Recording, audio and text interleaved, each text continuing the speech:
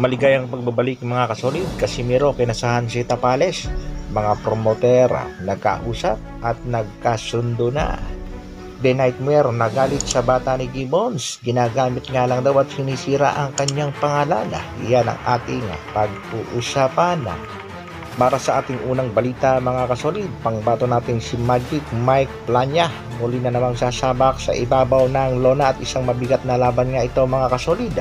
Bukas nga ay magaganap ang bakbakan sa pagitan nitong si Angelo Leo kontra nga sa ating pangbatong si Magic Mike Plania. Itong si Angelo Leo ay may kartadang 22 wins, 10 knockouts, may isang talo, former world champion na may age na 26, height 5'6", 69 naman ang reach. Samantalang ang ating pangbatong si Plania, 29 wins, 60 knockouts, merong ng 3 talo, 26 of age, 5'5 and a half, 65 and a half inches naman ang haba. Medyo liyamado ang kalaban sa huling dalawang laban nga ng ating pangbatong si Plania. Kontra nga dito kay Elijah First at sa huling laban naman ay kontra kay Nicolas. Natalo nga itong si Magic Mike Plania sa laban kontra dito kay Elijah First, pero kung napanood nyo ang kanilang laban mga kasolid, round 1 and round 2, literal na binugbog lang ng ating kababayang si Plania itong si Elijah First na overpower nga itong mga kasolid. Ang nakita nga ang problema lang dito sa ating kababayang si Magic Mike Plania kontra nga dito kay Elijah First sa kanilang naging laban ay naging overconfident nga mga kasolid at nawala ang kanyang depensa, kaya sa round 3 ng kanilang bakbakan dito tinamaan si Plania ng isang suntok sa panga, bagsak si kabayan. Pero overall lamang na lamang si Plania sa puntusan. At sa pinakahuling laban naman ng ating pangbatong si Plania kontra nga dito kay Nicolas, unang round pa lang isang matinding body shot ang pinatikim dito kay Nicolas, bagsak at hindi na nga bumangon. Panalo si Plania by round 1 knockout.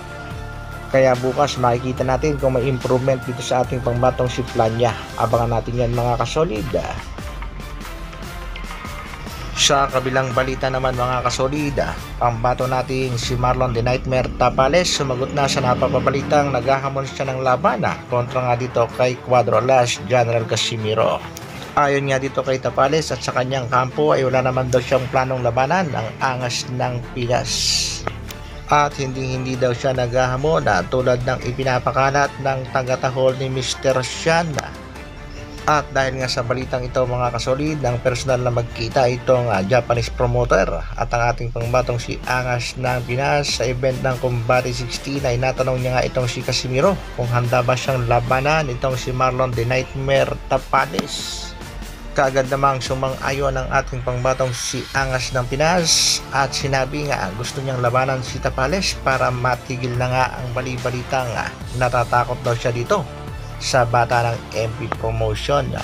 Pero nang makausap na nitong Japanese promoter ang kampo nito nga si Marlon The Nightmare Tapales, dito na nga nagkaalaman mga kasolid na meron daw silang ibang plano dito kay Tapales ngayong parating na Mayo.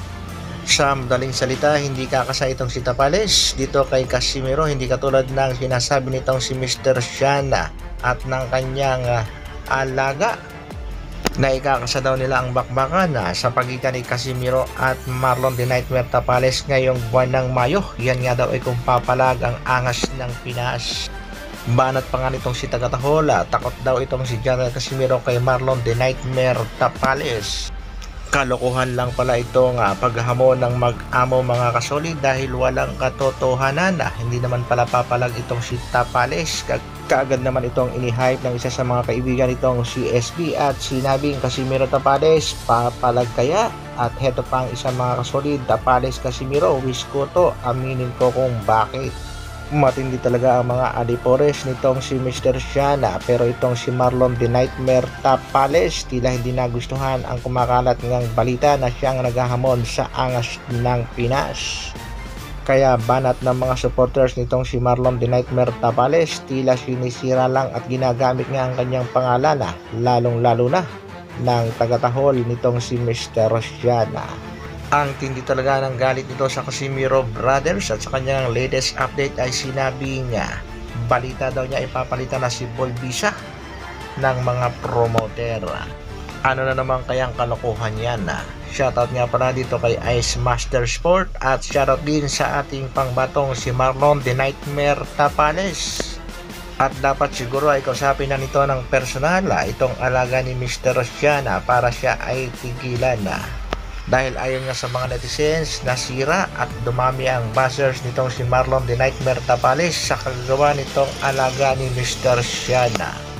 Ano naman kaya ang magiging reaksyon nitong si Kuya Lods Jason Casimiro sa sinasabi nitong tagatahol ni Gibbons na papalitan na siya bilang coach at yan nga daw ay plano ng mga promoter.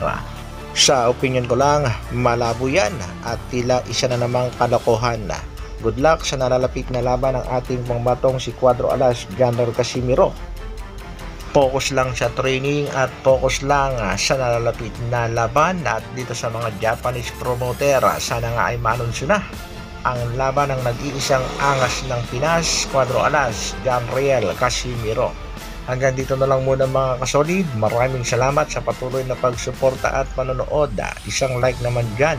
At sa mga bagong mapapadaan sa aking munting channel, papindot na rin. Mabuhay Dr. Alvin Vlogs.